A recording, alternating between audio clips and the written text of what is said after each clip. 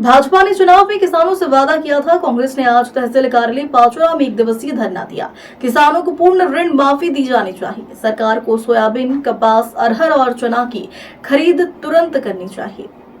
खुले बाजार में कम कीमत पर बेची जाने वाली सोयाबीन, कपास, अरहर, चना को विनिमय दर योजना की घोषणा की जानी चाहिए।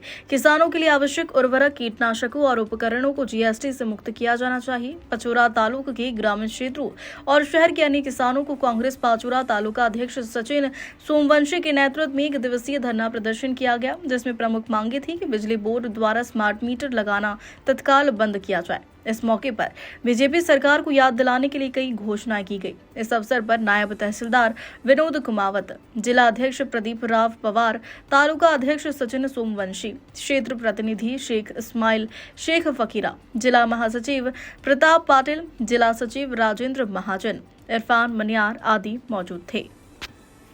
महाराष्ट्र प्रदेश काँग्रेसने आज महाराष्ट्रभर भारतीय जनता पार्टीने जेव्हा सत्तेत यायच्या आधी शेतकऱ्यांना जे आश्वासन दिलं होतं ते आश्वासन होतं की कर्जमुक्ती करू, आम्ही शेतकऱ्यांचे अवजार याच्यावर GST माफ करू, नंतर तूर, सोयाबीन हे खरेदी करायला पाहिजे, या अशा काही गोष्टी होत्या, त्या गोष्टी त्यांनी करायला पाहिजे म्हणून अधिवेशनाच्या पहिल्याच दिवशी महाराष्ट्रभर महाराष्ट्र प्रदेश अध्यक्ष जे हर्षवर्धन सपकाळ साहेब यांच्या मार्गदर्शन सूचनेनुसार, जळगाव जिल्हा अध्यक्ष यांच्या सूचनेनुसार प्रदीप पवार म्हणून सगळ्यांनी आज पाचोरा तालुक्याचं आंदोलन केलेलं आहे आणि हे आंदोलन धरणे आंदोलन सक्रिय इश्यू झालेलं आहे। या ठिकाणी अजून एक मागणी आम्ही केली होती की जे पाचोरा आणि भडगाव तालुक्या म्हणजे पाचोरा तालुक्यामध्ये शहरामध्ये आणि ग्रामीणमध्ये शेतकरी असो कोणी असो सगळ्यांना वीज मंडळ जे स्मार्ट मीटरच्या नावासाठी ते ग्राहकांना ते बळजबरीने बसवत आहेत, ते स्मार्ट मीटर आपण बसवू नये।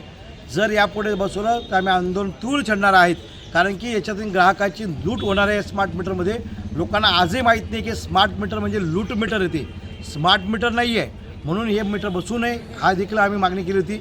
आज दिवसभर आम्ही तहसीलदार जे होते त्यांना आम्ही निवेदन दिलेलं आहे आणि भारतीय जनता पार्टीला आम्ही पुन्हा सांगतो की आपल्याला आपण जे आश्वासन दिलं तेच फक्त पूर्ण करा, शेतकऱ्यांना कर्जमुक्त करा आणि GST जे आहे अवजारांना ते माफ करा, तूर, सोयाबीन, कापूस हे तुम्ही खरेदी चालू करा, ज्यांची बाजारात विकले गेले असेल त्यांना समांतर भावांतर आपण लागू करा, अशा ह्या आमच्या मागण्या होत्या आणि ह्या मागण्या सरकारने गांभीर्याने घ्यावं, अन्यथा या राज्यामध्ये पुन्हा आंदोलन तीव्रपणे उभं राहील काँग्रेसच्या माध्यमातून, एवढं आम्ही बातमी निश्चित सांगतो।